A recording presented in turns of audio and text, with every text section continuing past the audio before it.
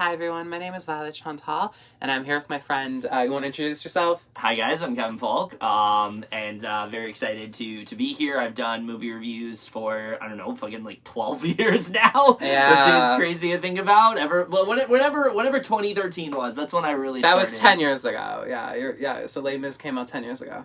That's insane. I know, but, yeah. 10 years ago, and I've just kind of been at it since. I haven't been the most active recently on my channel, but I am trying to kind of like get back into being more semi-consistent, and this is a good avenue for me to do so. And always here to, always fun getting to review with Violet here. Again, Violet, and welcome to my continuation of a new series I'm doing on my channel called Violet's Film Journal. Yes. And today, we're going to be talking about a film that I know, like, we're just starting out with this series, and I've been saying this in all my videos so far, but, like, genuinely, I am really excited to talk about this film. And what film are we talking about today, Kevin? Michael Mann's new film, Ferrari. That is correct. Yes.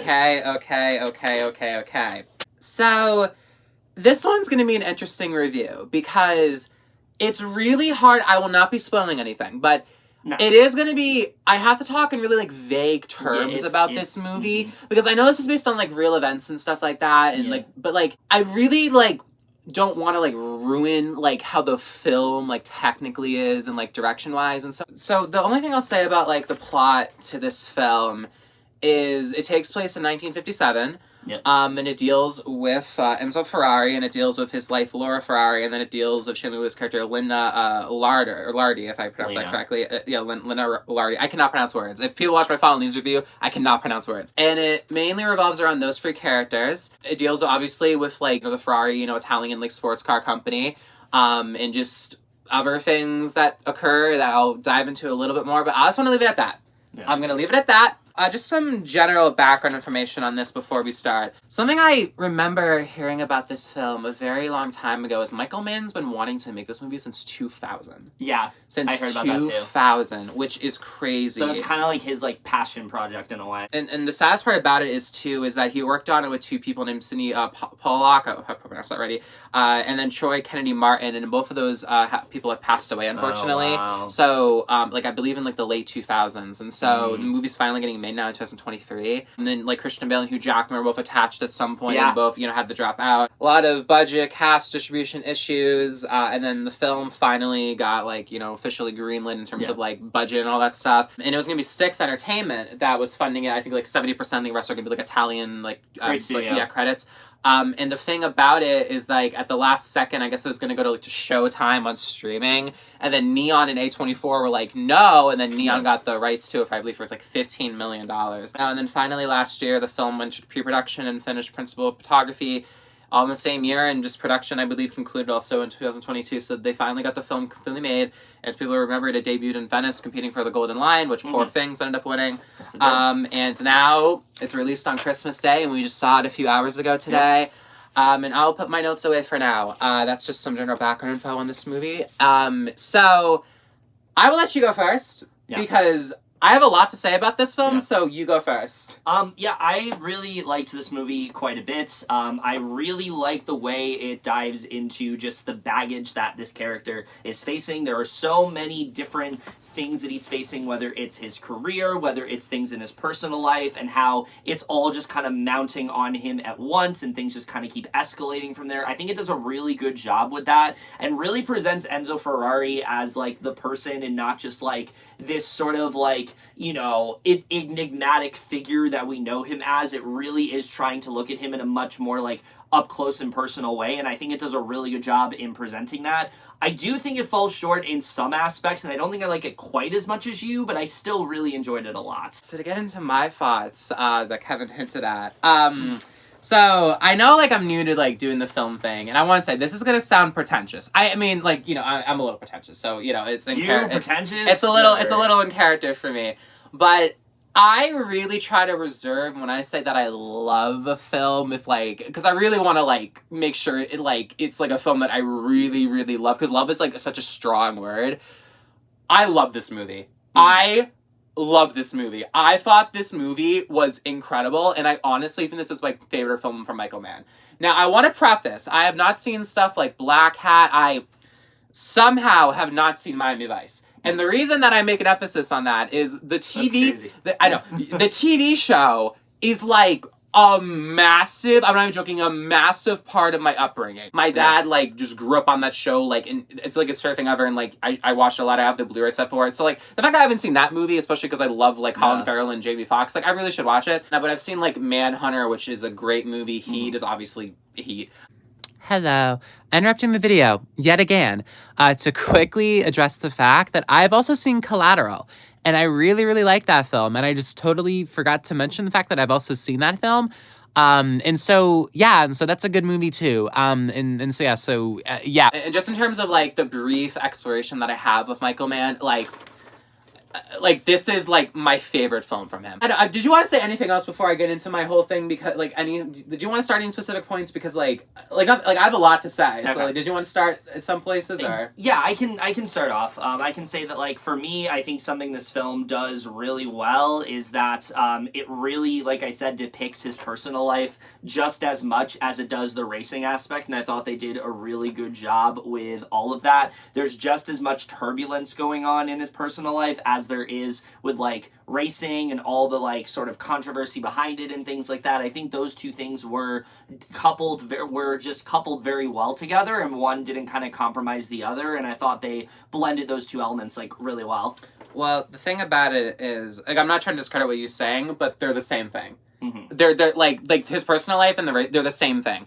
Because, like, I don't want to spoil it too much, but, like, to read some of my notes, like, the overall main point I want to make about this movie is there is a lot of complexities to this movie, but, like, the main one that I really want to hone in on is, to me, this movie, and I felt this way from, like, the first, like, 15 or 20 minutes and just knowing where the film was going to end up leading to, this film is basically, like, I want to make sure I word this the right way. It's basically about, like, I'll just read what I worded. Like, I wrote, like, a sentence. I said it's a stern, blunt portrait on the overwhelming but also repressive process of the mortality of life and how we can control it. This movie, to me, everything about it is just about death. Like, it's literally just about, like, death and self-destruction. Because, like, to elaborate on Kevin's point, and again, like, I'm not trying to, like, discredit your opinion, but, like, the whole, like, it's the same thing as personal life and the racing, like, the Italian sort, like, the Ferrari company, because they're so intertwined. Yeah. There are certain things that, like, Enzo, like, in the film is depicted, like, action character-wise, that are, like, that you see it, like, reflected in, like, his personal life, and, the way that it, like, so subtly explores, like, bringing, like, those, like, traumas and stuff to, like, your own work and, like, the artistic, like, ambitions that you have. And because the beginning of the film, like, shows him starting off as, like, a racer, and then it cuts to him, like, going in his car, and, like, he's doing, like, the whole, like, you know, like, fancy car stuff. I don't have my license, so I can't say what the fancy car stuff is. Fancy car stuff. He's doing all of that, and so you see just from the beginning, like, you know, like, the general, like, you know, passion, just, like, the sort of, like, preciseness of it all. Yeah. When the film, like, keeps going and going and going, like, certain ideas about, like, the personal life are introduced, but you very quickly realize that it's just as entangled with, like, the financial stuff. Because, like, one thing I'll say, I was going to mention this point later, but one thing in the film, I don't think this is really a spoiler, but the film does cover the fact that, like, at the time that they had no money. Yeah. Like I forget who exactly it was, but like I think like a half hour into the film, like someone goes up to like Enzo and is like you literally have no money because you're spending money that you don't have. And the thing about it is like stuff in like with like the people that like he most connects with, there are situations that happen where they're like, I need money, and so it's like he's basically like it's intertwined basically like so it's like that's what I'm trying to say. And so it's like I'll get to that a little bit more later to fully elaborate on that. But another thing I said also is I just wrote some sentences down is I said it's a film about falling in too deep and trying to keep control, but knowing deep down you have lost control and the consequences are indescribable. Some of the things that happen in this movie, specifically one thing, are so like the way I'm not trying to romanticize it, but like from the beginning of the movie, there's a very important plot detail that's introduced, and how I feel like it starts covering the topic of like mortality and death. And all throughout the movie, the reason why I also say it's all intertwined is because with the racing, the Italian sports car thing, that also the main thing you have to worry about is like death and mortality. Yeah. And the thing with Enzo is he acts like he doesn't care. Like, he honestly doesn't look... Yeah, he's very apathetic towards the majority of it. Yes, and the thing, though, is, like, he's not, though. No. He's not, though. It's the persona that yes, he wants to, like, and the project. way that the film decides to explore that, but especially contrast that subtleness, and, like, you know, as a viewer, you really have to, like, think about it from, like a sort of, like, dissection sort of perspective. The way it all contrasts together when specific events happen, especially towards the end of the film, and when it all comes together, it's brutal. Like, it is absolutely brutal. And I was, like, I figured out, like, I'm not, like, this isn't a bad thing, but, like, early on to the film, like I mentioned, I kind of knew where it was probably going to go, but, like, the way it all happens, and listen, Michael Mann is an amazing director and writer, but, like, this is, like, a different level for me personally, because, like, I love Heat, I love Manhunter, like, I haven't seen the film, but Miami Vice is really good too, like, the show. Something about this film specifically, it hones in on, like, his, like, fundamentals that make him work so well. Like, I know you haven't seen, like, Heat, for example. I'm assuming Black Cat's maybe this way, but, like, a lot of the film has no music, but when there is music, it's, like, very, like, specific parts and very specific, like, melodies and, like, placements of the music, like Heat's like that, for example. And with this film, there's so many moments of just, like, the moment is, like, what it is. Like, I've been talking about this in my recent videos of, like, Society of Snow, but specifically, like, with Fallen Leaves, where, like, you just, like, hone in on, like, the moment and just, like, the dialogue and the feeling of it, and you add, like, I hate to call it this because I think it's, like, sometimes it's used as, like, a negative word in terms of, like, just, like, a film, but it's, like, no, like, manipulative, like, music or, like, extra, like, you know, like, aesthetics or anything like that. Like, it's just presenting it as it is. It's a lot, it's very raw. It's very raw. And this film does that a lot, which I think makes, for me, why it's impacting me so much when I start to realize and uncover, like, the layers and layers of this film, why it's so much more impactful for me. Do you want to say anything else before I get more into this at all, or? Yeah, and I wanted to kind of hone in on something you said about how he actually does have empathy and just doesn't show it, and that's really due to how good Adam Driver is in this role. Like, he does a great job at showing who Enzo Ferrari kind of wants to project, like, kind of, like, present himself as this guy who's just, like, doesn't have a lot of feelings, very passionate about what he does, seems to always be, like, the guy to, like, hype people up when they're, like, racing and things like that. But in reality, this is a guy who is very troubled. He has a lot of emotions. There's one scene in particular where they, like, kind of hone in on a specific reaction he has to something, and I thought it was one of the best scenes of the entire movie. He's very good in the role. I'm really glad you brought that up, because I actually think I was going to forget that point, so thank you. Yeah. One thing, and I talked about this recently on my channel, but for me, like, the acting that I focus on the most is, like, the facial acting. This movie, especially with Penelope Cruz, oh my god, it's so, like, emotionally, like gripping and captivating, especially with Penelope Cruz. Yeah, she is phenomenal in this movie. She's the highlight in terms of the acting in this movie. It's just, like that's what I'm saying, is, like, there's so many, like, intimate little moments, and they don't really, like, when they choose to elaborate on it, it's at very specific points in the movie, and so, like, you remember them more freshly, and so when more things end up happening, and just the idea of, like, how much can you control, like, other people's, like, mortality, and, like, especially with, like, sports, like, you know, car racing, which is, like, so incredibly dangerous, obviously. It just... The way it all comes together is just, it's harrowing. It's harrowing, and it just really is so impactful. And one thing, too, like, because one thing, it's kind of a meme with me, but, like, I do, like, when movies really impact me, like, I do cry. I cry during this movie, especially, because, like... You cry in it more than Mario, though. We don't talk about that. We don't talk about that. We don't talk about that. I had to. There's a very specific context as to why that happened, so shush. This movie made me cry, because just... I was, throughout the whole thing, just thinking in my mind, like, okay, so this is happening, and it's a reflection of this, and it's, like, sort of like an allegory on this or whatever, and just, I was like, okay, this movie's basically just about death. Like, it's about death, basically, and, like, how we're coping with it, and how, like, one thing, too, I think is a good way to describe, like, Enzo's going through in this movie is, it's about, like, you know, the typical word to use, it's like about a downward spiral. Yeah, very much but so. It's like, you're, like, everybody, like, you're recognizing it, but, like, at the same time, you're, like, like moving forward with it. I think it's more like becoming resigned to it, like accepting it's happening, and trying to not deny it anymore. It's like denial, but it's in like a defensive sort of way, because because like the thing too is like it's sort of like a god complex thing, like like a big like authority sort of thing. What's going on with his character? But like it all comes together like that. I know the points are probably making it really messy. It's just that like I know it's based on true events, but I don't want to get into too many specifics. Just to go back to Michael Mann, like just in the works I've seen of his, like nobody has the aesthetics that he does and the emotions he has and the way that he does, because his style of filmmaking is very like sort of like I'd say like sleek and sort of like a bit at points like grand but at the same time it feels like sometimes like hollow in a good way. The way that he captures emotion is so, like I said, like it's like subtle, but it's like if you're like really paying attention and like uncovering those layers like one by one and like seeing how everything contrasts and comes together, especially how some of the ideas like conflict with each other, like it is so profound, and nobody does atmosphere the way that he does. And one thing too, I gotta say quickly, just to talk about a technical thing quickly, there's many things to say about this movie technically, but one thing of Michael Mann that people always talk about, and like obviously like, you know, there's certain people that are doing the mixing and he's only involved with it.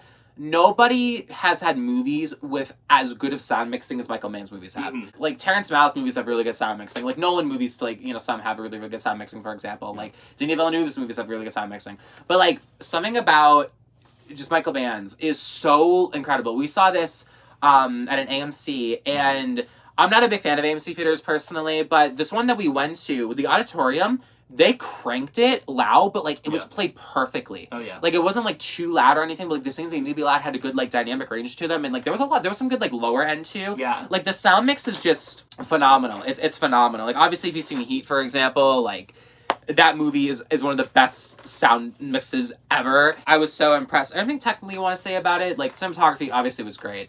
Yeah, I think the racing scenes, especially like with the sound design, are just so well handled here. And every single one, it just has you like gripping at your seat, not knowing, you know, what the hell's gonna happen. And it's so well depicted with the way he's able to do it. Really, just it makes it so much more immersive and atmospheric with the way the sound design is done. You really just feel like you're right there, like either watching the race or in the car, like, you know, seeing everything happen. It's so well handled with the sound design. You know, absolutely. And one thing too that I'm glad you brought up with like the racing things and going into the sound design is a lot of like the racing moments, of course, like in Michael Mann fashion, there's no music. Like it's like the shootout scene in like Heat, for example. Just no music. It's just so direct at you, and I love that kind of filmmaking. Like I love music in movies, but like for example, like my favorite like score of all time is like Satan Tango, because it's used so sparsely, but like it's so like emotional and disturbing and just so like empty. And this movie, like Michael Mann's movies do something similar where it's like used sparingly, but like the thing I love about like the racing scenes, again like the shootout scene in Heat, for example, like that is like he does no music, especially in the most like harrowing moments. And also the thing though I will say though is there are scenes though, especially when there's like they're just doing like the race like loop track thing, where there's like a clicking noise with like the timer thing. Because also one thing I want to say too is there's definitely like some like business stuff around and like the money financial stuff, and so like there's a plot like early on in the film of like something specific is happening and they're trying to like this like record thing. I don't want to get too much into it, but there's like a scene where it's like cutting in between like this race like loop track and like a church, and like they use like it's just like it's absolutely brilliant. One of the best. It is absolutely brilliant. Tension just creeps up on you, because the thing too is like they put you so in the moment with those moments too, and so like as it keeps going on and like just like certain like movements are happening, camera movements. One too, like I said with the camera movements, the cinematography is great, but some of the camera movements, like some of like the camera placements, like the close ups, someone like I think like they do something with like the frame rate at some points too to make certain like camera movements or like actions look sort of like even more like poignant.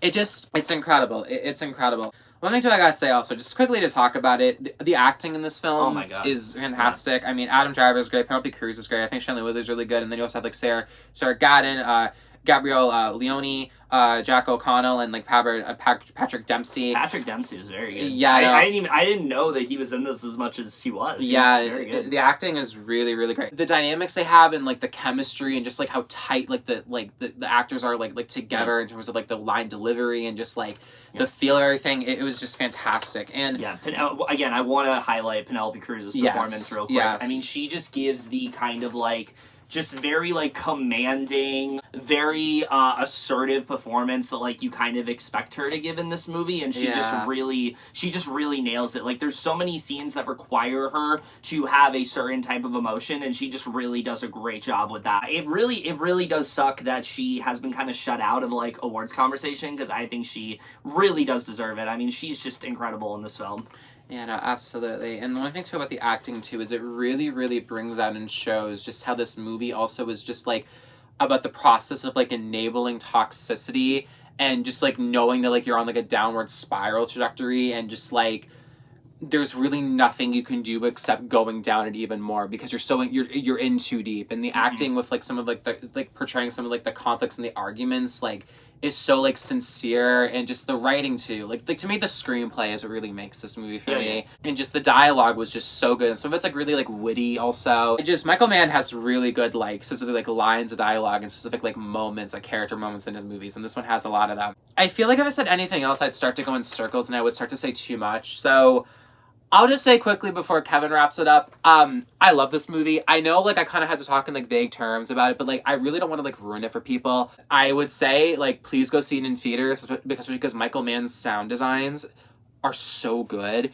And it's just, like, it benefits, too, for just, like, the larger scope of it all. Is there anything else you want to say? Yeah, I really did enjoy this film a lot. I don't like it quite as much as you. There are some things that, like, there's just some events that we hear about that I would have liked to see more about rather than hear about and things like that, and that's one of the things that does bring it down for me. I was also a little iffy on Shailene Woodley's performance at points, her accent and things like that, just a little bit distracting, kind of going in and out. But other than that, I really do love this film a lot. I think that it is very good in what it ends up doing. I think everything that, you know, Violet said about the way it handles like the downward spiral of Enzo Ferrari's life and how things just keep plummeting for him when he's, you know, when he feels like he's on an upswing, things just really start to kind of like go downhill. I think it portrays all of that very well, and the racing sequences alone I think are enough for a reason to see this movie in theaters. I can't believe this was once going to be a fucking Showtime original movie, because I could not at all see this movie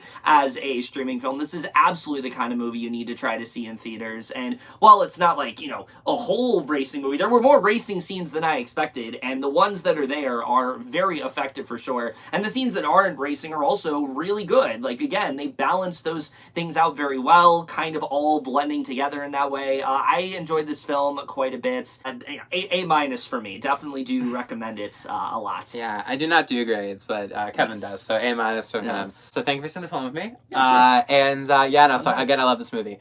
And so please go see it. Yeah. Okay. So with that, I think we'll wrap up. Did you want to plug any of your stuff before we head out? Yeah, you guys can check out my YouTube channel. It's just my name. You know, I'm trying to get a lot more consistent with videos, as I said. I know I've been saying that pretty much all year on my channel, but, you know, we're trying to get there. We are, and I do have a plan on finally finding a way to, you know, get semi-consistent, so hopefully that ends up working out. You know, you can check out some reviews over there. Also, you can check out my letterbox, which is also extremely inactive right now, but will definitely be caught up. Always enjoy being on this channel and excited to see where this review series takes you. Yeah, we'll have to wait and see. Hopefully we'll be doing more together. Yeah, hopefully. And so with that, thank God for watching, and I will see y'all again very soon. All right, bye. Bye, guys.